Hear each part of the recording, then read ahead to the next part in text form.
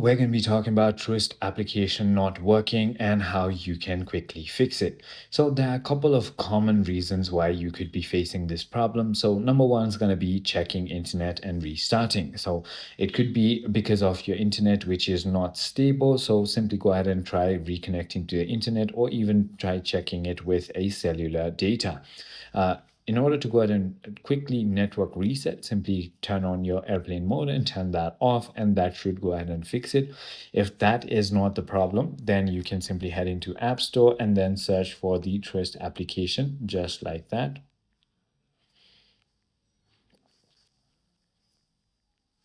And once you've done that, simply go ahead and click on the application. And as you can see, for me, it says open. It could be saying update for you. And when the update is not done, you could be facing that problem as well. If that is not the case, then simply go ahead and try deleting the application and then restarting your phone and then downloading it fresh from the App Store or Play Store.